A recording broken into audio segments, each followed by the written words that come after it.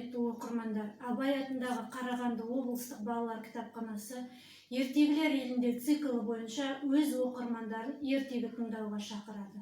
Дат жазушысы, ертегі елінің королі Ганс Христиан Андерсеннің туғанына 215 жыл. Андерсен ересектерге және балаларға арналған ертегілердің авторы. Андерсеннің балаларға арналған ертегілер, жаңа ертегілер, оқиғалар деген жинақтары жарық көрді.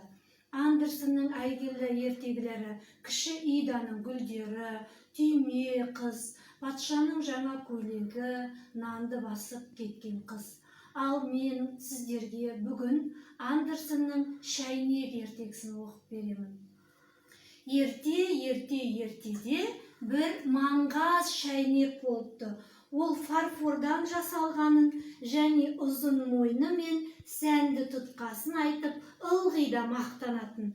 Алайда қақпағы туралы жұмған аузын айтпайтын. Өйткені оның қақпағы шытынап, желімденген еді. Өзінің кемшіліктерін қазбалағанды кім ұнатады?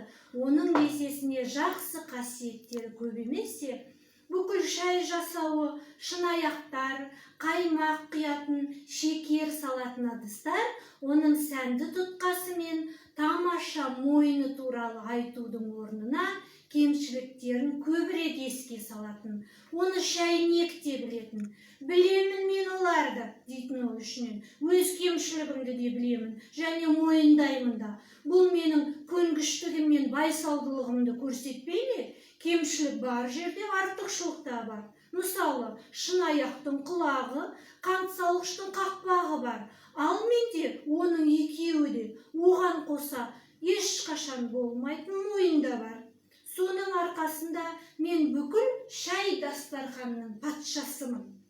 Қантсалғышқа да, қаймақ құйғышқа да дәмнің тәттілігін сезіну бақыты бұйырған. Бірақ нағыз сыйлық менің үлесімде.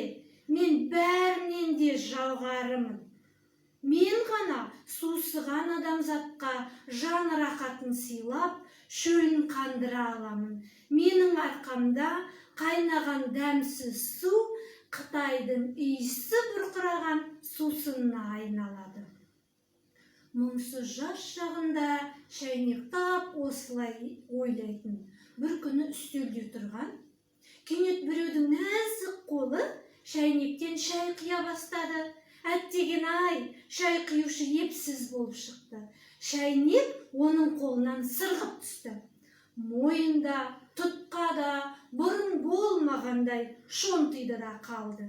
Қақпағы туралы айтудың өзі артық. Ол жайлы аз әңгімеленген жоқ. Шәйнек еденде жансыз жатты.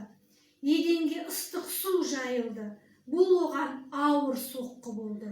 Әлде біреудің епсіз қолына емес, мұны келемеждеп күлгені одан да ауыр тиді. Мұны мен ешқашанда ұмыта алмаспын, деді шәйнек өзі туралы әңгімелеген өмір баянында.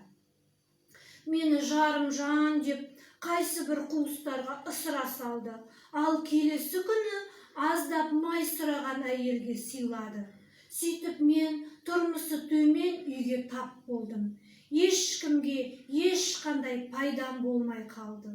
Осылай тұра берер ме едім, кім білсін? Бір күні аяқ астынан мен үшін жаңа, тамаша өмір басталды. Я, өмір деген солай. Ойламаған жерден өзгеріп шыға келесің. Мені топыраққа толтырды. Білесіз бе, шәйнек үшін бұл жерге көмілгенмен бірдей. Сөйтіп, топыраққа гүлдің түйнегін отырғызды. Кім отырғызды, кім сыйлады білмеймін. Бірақ білетінім, маған Қытай жапырақшалары мен қайнаған судың, сынған тұтқа мен мойынның орнына берді.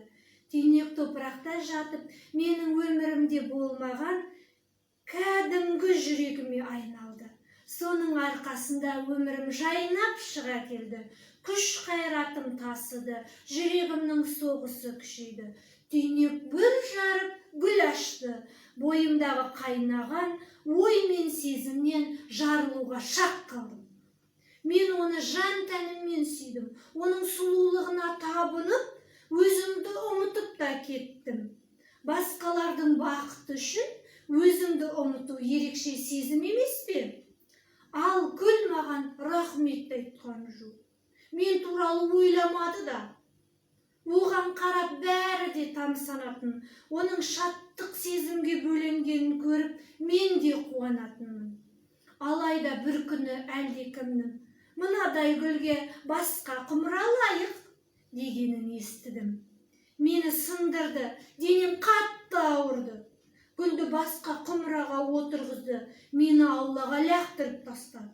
Міне содан бері мен осылай жатырмын. Бірақ естелігімді менен ешкім тартып ала алмайды. Міне балалар, бүгін сіздер Шәйнек ертегісін тыңдадыңыздар. Назар салып тыңдағандарыңызға рахмет. Келесі кездескенше сау болыңыздар.